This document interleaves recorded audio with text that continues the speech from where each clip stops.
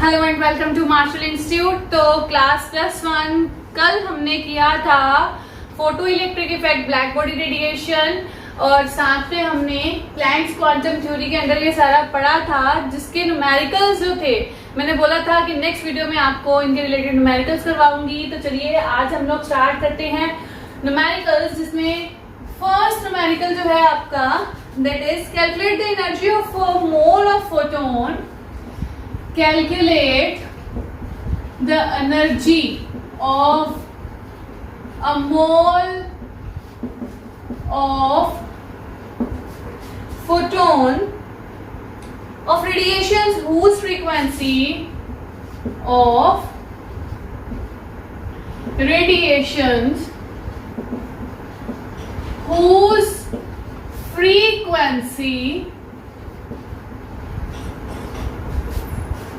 is 5 into 10 raised to power 14 hertz.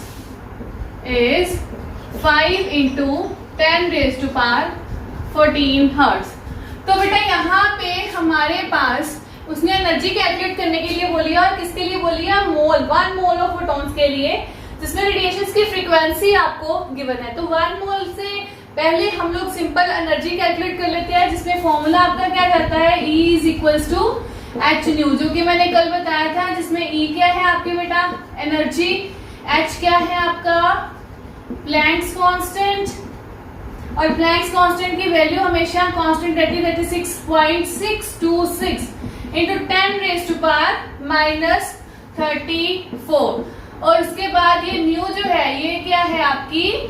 Frequency. तो बेटा आपको एनर्जी निकालनी है, ये गिवन है, ये गिवन है, तो आप सीधा वैल्यूज पुट करो तो हमारे पास एनर्जी कितनी आ जाएगी?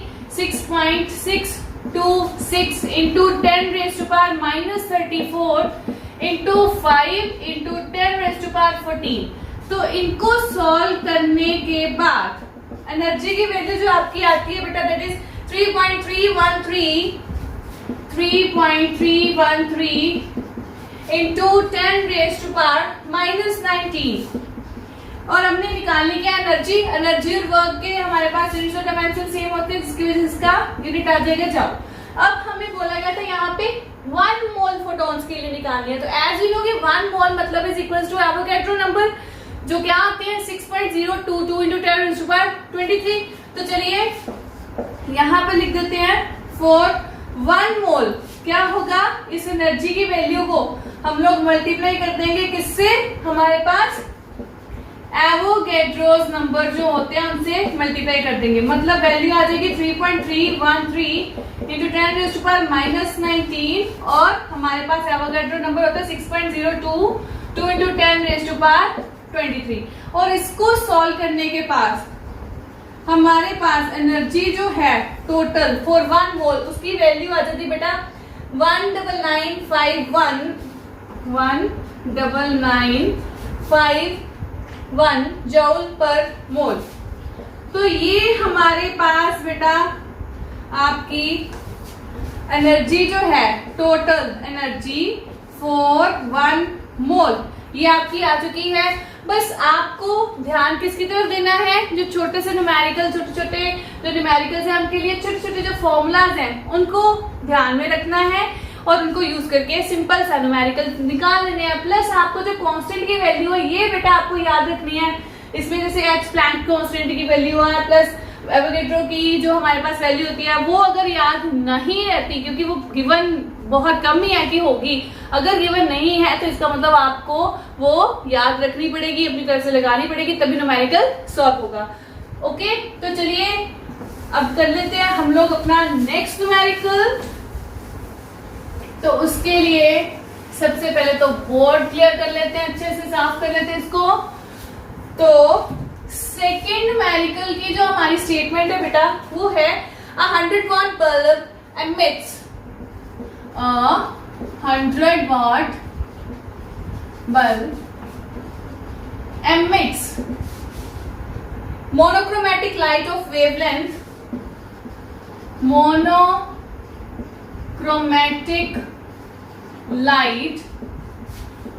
of wavelength 400 nanometer, 400 nanometer, and calculate the number of photons emitted. Calculate number of photons emitted per second by the bulb. Per second by the bulb. तो इस न्यूमेरिकल में बेटा आपको वॉट है, यूनिट से ही पता चल जाता है कि क्या क्या गिवन है। एक तो आपको पावर गिवन है, राइट, मतलब यहाँ पे लिख लेते हैं गिवन क्या है, पावर गिवन है 100 वॉट, ठीक है।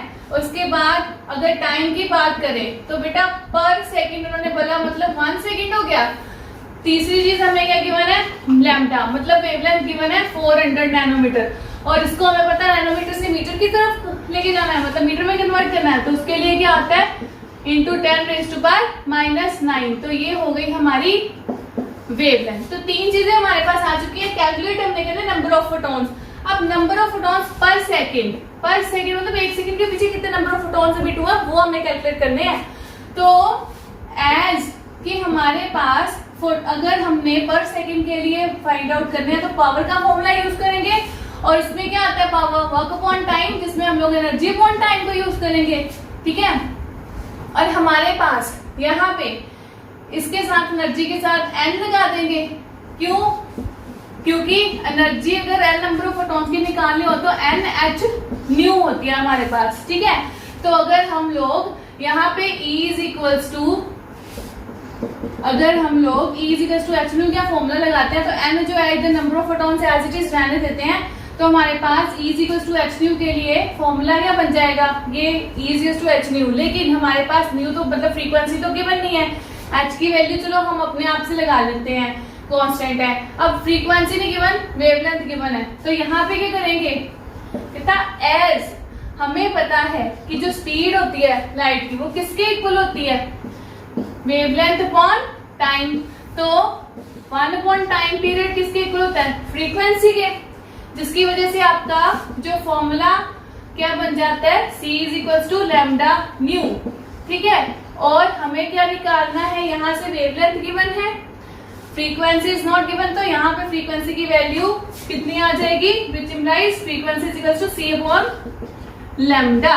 तो ये वैल्यू उठा के इस फ्रीक्वेंसी में मतलब न्यू में पुट करते हो तो हमारे पास एनर्जी की वैल्यू क्या बन जाती है, E is equals to HC upon lambda. अब हमें पता है C की जो वैल्यू होती है वो कितनी होती है, 3 × 10⁻⁻⁸ मीटर पर सेकेंड। तो यहाँ पे अगर ये वैल्यूज पुट करते हैं एनर्जी में, H की आगे 6.626 × 10⁻⁻34,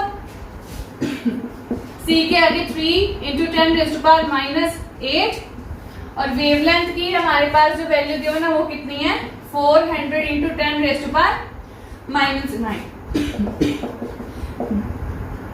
इसको कैलकुलेट करते हो तो आपकी वैल्यू जो आपको मिलती है दैट इज 4.969 × 10⁻⁻⁹ जाओ, मतलब ये हमारे पास फिर से क्या आ गई, एनर्जी। लेकिन हमें क्या निकालनी है, नंबर ऑफ फोटॉन्स। तो हम लोग फॉर्मूला कौन सा यूज करेंगे, दिस वन, स्टार, इसको नेम दे देते हैं। तो कहते हैं कि ये जो वैल्यू आई है इक्वेशन 1 मान लेते हैं, put value of E from equation 1 in equation star, which implies power is equals to n, जो कि नंबर ऑफ फोटॉन है, एनर्जी की वैल्यू आई 4.969 × 10⁻⁻⁹ अपॉन टाइम कितना गिवन है बेटा, पर सेकंड, मतलब यहाँ पे 1 सेकंड, और अगर पावर की वैल्यू देखें तो वो हमारे पास कितनी गिवन है, 100 वॉट। तो इसकी भी वैल्यू अगर पुट करोगे तो ये 100 वॉट है, which implies 100 is equals to n × 4.969 × 19 और n मतलब नंबर ऑफ फोटॉन्स की वैल्यू कितनी आ जाएगी, इधर जाके डिवाइड हो जाएगा 4.969 इंटू 10 रेज़ टू पावर 19 और इसको डिवाइड करने के बाद जो आपका आंसर है 2.012 इंटू 2.012 इंटू 10 पर 20 इंटू 10 रेज़ टू पावर 20। तो ये हमारे पास आंसर चेक कर लेते हैं फिर से 2.012 ट्रांसफर 20। Okay for second. तो ये हमारे पास आ गए नंबर ऑफ फोटॉन्स एमिटेड पर सेकेंड बाय द बल्ब। तो देखा आपने न्यूमेरिकल बहुत इजी था, हमने जो फॉर्मूलाज यूज किए वो भी इजी थे, बस थोड़ा सा दिमाग और थोड़ा सा ट्रिक आपको चाहिए यूज करने को कि कैसे आपको कोई चीज अगर नहीं गिवन हो लेकिन उसकी जगह कुछ और गिवन है तो उसमें से कैसे आपने कोई न्यू फॉर्मूला है उसी में से बना लेना है। ठीक है, तो वैल्यूज पुट करके आपने आंसर निकाल लेना है। राइट, तो चलिए फिर बढ़ते हैं हम लोग अपनी नेक्स्ट न्यूमेरिकल की तरफ, जिसके लिए फिर से पहले हम लोग बोर्ड बिल्कुल ग्रीन कर लेते हैं। ओके, तो हमारा नेक्स्ट न्यूमेरिकल जो है उसके लिए पहले स्टेटमेंट नोट डाउन कर ले। कहते हैं EM radiation of wavelength 300 nanometer, when EM radiation of 300 nanometer falls on surface of sodium, falls on surface of sodium, electrons are emit with the kinetic energy of electrons are emitted with the kinetic energy of 1.68 into 10 raised to power 5, 1.6 into 10 raised to power 5, यही है। Okay, joule पर मोल। What is the minimum energy needed to remove an electron from sodium? What is the minimum energy needed to remove one electron from sodium. तो अब यहाँ पे उसने EM radiations में wavelength दी हुई है, तो चलिए सबसे पहले गिवन में लिख लेते हैं कि हमें क्या गिवन है, लैम्डा मतलब वेवलेंथ 300 नैनोमीटर। फिर से नैनोमीटर में है तो इसको किस में कन्वर्ट कर देंगे, मीटर में, तो उसके लिए हमें माइनस लाइन लगाएंगे यहाँ पे, तो ये आ गई आपकी वेवलेंथ। सेकेंड नंबर पे आपको क्या गिवन है, काइनेटिक एनर्जी इज गिवन, जिसमें आपको 1.6 into 10 raise to power 5 given है। राइट, अब दो चीजें आपको गिवन है और क्या निकालना है, मिनिमम एनर्जी आपको निकालनी है, नीडेड रिमूव वन इलेक्ट्रॉन। अब यहाँ पे मोल्स की बात हुई है, तो अब सबसे पहले तो हम लोग को फिर से फॉर्मूला देखते हैं कि कौन सा लगना है। अब मिनिमम एनर्जी निकालनी है तो कहते हैं एज हमारे पास जो एक मेन फॉर्मूला रहता है वो क्या रहता है कि total energy is equals to हमारे पास वर्क फंक्शन और साथ में क्या रहता है जो हम लोग कर लेते हैं कि टोटल एनर्जी और साथ में plus kinetic energy, sorry. Okay, अब टोटल एनर्जी को भी आप कैसे लिखते हो, एच न्यू से is equals to H nu not plus kinetic energy, और यहाँ पे आपको निकालना क्या है, मिनिमम एनर्जी, मतलब मिनिमम एच न्यू नॉट वाली हो गई। क्यों, क्योंकि हमारे पास nu not is the minimum frequency, जिसको थ्रेशोल्ड फ्रीक्वेंसी बोलते हो आप, जो चाहिए होती है कि इलेक्ट्रॉन को रिमूव करवाने के लिए मेटल सरफेस से। तो मतलब कि हमें एच न्यू नॉट अगर निकालना है तो इसको इधर लेके आओगे तो क्या करेंगे, H nu minus kinetic energy, मतलब ये हमारी क्या हो गई यहाँ पे मिनिमम एनर्जी। राइट, अब अब ये यहाँ पे आ गई आपकी मिनिमम एनर्जी। तो इसके लिए सबसे पहले तो हमें बेटा काइनेटिक एनर्जी तो चलो गिवन है, लेकिन एच न्यू निकालनी पड़ेगी। तो एच न्यू कैसे निकलेगी? फर्दर एच न्यू जो है वो किसके इक्वल होती है? एनर्जी के इक्वल, ठीक है।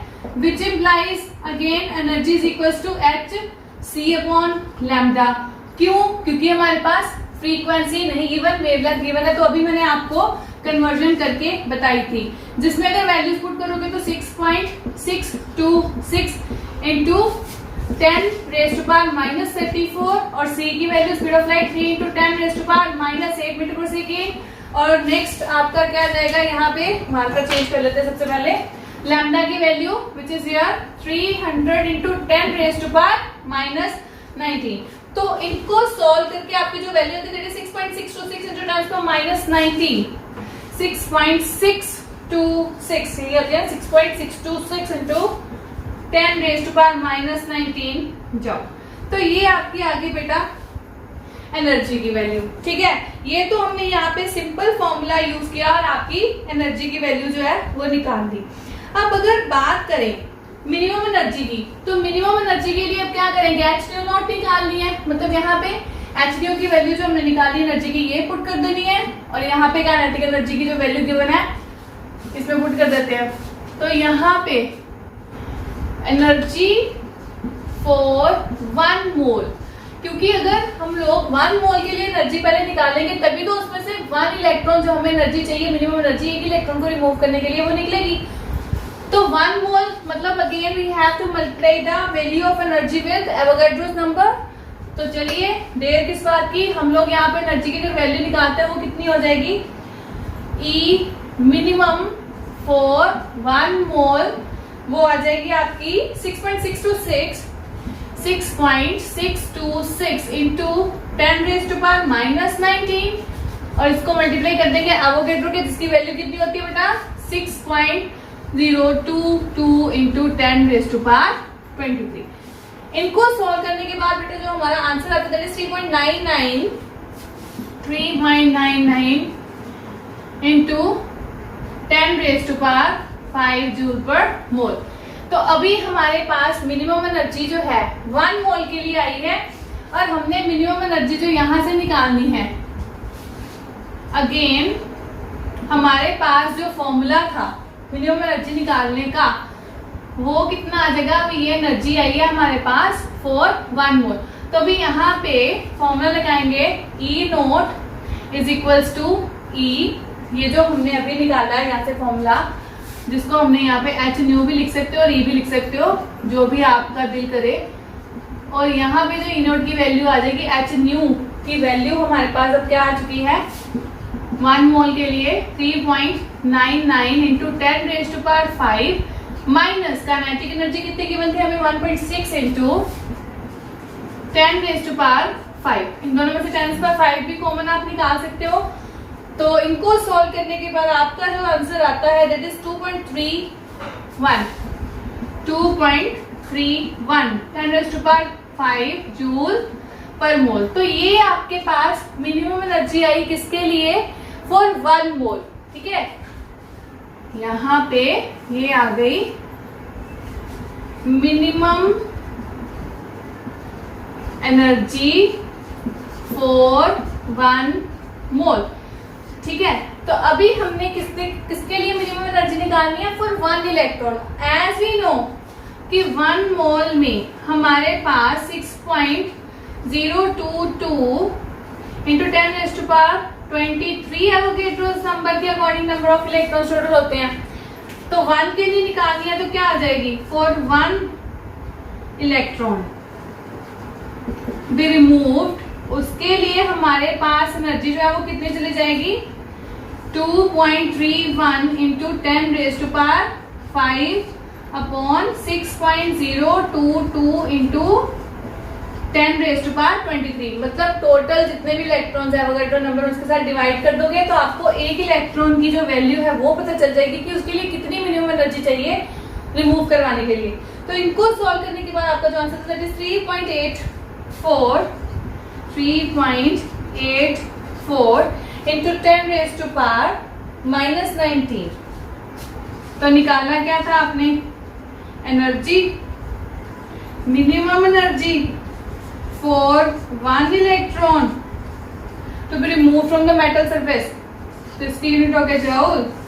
तो ये हमारे पास आ गई मिनिमम एनर्जी जो कि आपको चाहिए थी।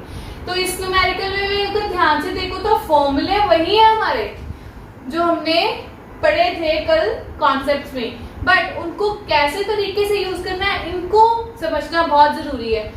तो ये न्यूमेरिकल तो हमारा हो गया सॉल्व। चलो एक न्यूमेरिकल मैं आपको और यहाँ पे सॉल्व करके बताती हूँ, जिसके लिए हम लोग यहाँ पे अभी स्टेटमेंट लिखने वाले हैं 4th।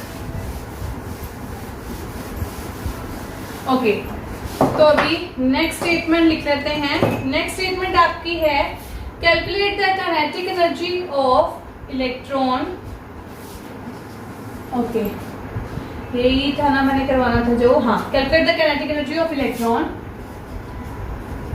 Calculate the kinetic energy of electron ejected when yellow light of frequency,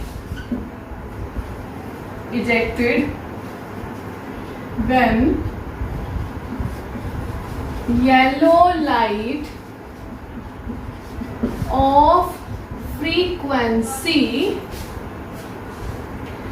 5 into 10 raised to power 5.2 into 10 to the power 14 per second, 5.2 into 10 raised to power 14 per second, और आगे है falls on the surface of potassium metal, falls on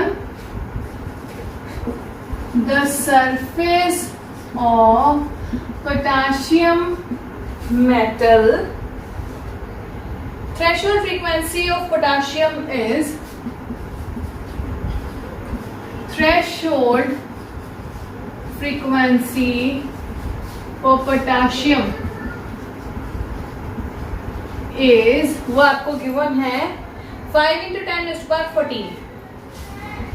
5 point तो नहीं है, yes, 5 into 10 raised to the power 14, simply 5 into 10 raised to the power 14 पर second.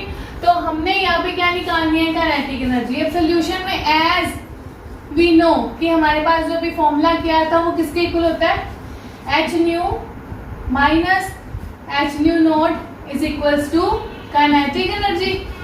ठीक है, अभी हमने किया था ना, कहाँ से आता है ये फॉर्मूला। चलो मैं दोबारा आपको ये फॉर्मूला पूरे लिख देती हूँ। जैसे कि हमने कल कॉन्सेप्ट किया था, हमारे पास जो टोटल एनर्जी होती है वो थ्रेशोल्ड फ्रीक्वेंसी के साथ और प्लस काइनेटिक एनर्जी की इक्वल होती है। और अगर काइनेटिक एनर्जी निकालोगे तो यहाँ पे फॉर्मूला क्या बन जाएगा, H nu minus H nu not. और अगर इसमें से आप लोग एच कॉमन निकालते हो तो न्यू माइनस न्यू नॉट। तो यहाँ पे ये न्यू नॉट वाली हमारी थ्रेशोल्ड फ्रीक्वेंसी है, जिसमें काइनेटिक एनर्जी की वैल्यू कितनी आ जाएगी, 6.626 into 10 raise to power -34। Frequency आपकी थ्रेशोल्ड या दूसरी बोल तो मतलब 5.2 into 10 raise to power 14 minus 5 into 10 raise to power 14, जिसमें से फिर से अब आप 10 रेज़ टू पावर 14 कॉमन भी निकाल सकते हो। और इसको सोल्व करने के बाद सारे को जो आपका आंसर आने वाला that is 1.325 into 10 raise to power -20 जाओ। तो ये आपके पास आ गई काइनेटिक एनर्जी। अब देखा आपने, फिर से इस न्यूमेरिकल में फॉर्मूला वही लगा सेम, बस हेरा फेरी है। कभी एच न्यू नोट निकालना है तो उसको उधर ले जाओ, एच न्यू निकालना है तो उसको उधर ले जाओ, काइनेटिक एनर्जी निकालनी है उसको उधर ले जाओ। मतलब जो चीज निकालनी है फॉर्मूले से वो एक साइड से कर लो, बाकी जितनी भी है चीजें वो एक साइड पे रख के उनकी वैल्यूज पुट करो और इजिली ये न्यूमेरिकल सॉल्व कर लो। अब आपको क्या करना है, इनके रिलेटेड जितने भी सॉल्व एंड सॉल्व न्यूमेरिकल्स है अच्छे से प्रैक्टिस कर लेना है। If you find any problem you can call me or message me at this number so that आपकी जितनी भी प्रॉब्लम्स है वो सारी की सारी अच्छे से सॉल्व हो जाएं। एंड प्लीज प्रैक्टिस करिए न्यूमेरिकल्स की कॉपी पे, और प्लीज बेटा घर पे रहिए, be safe, be at home. Thank you very much.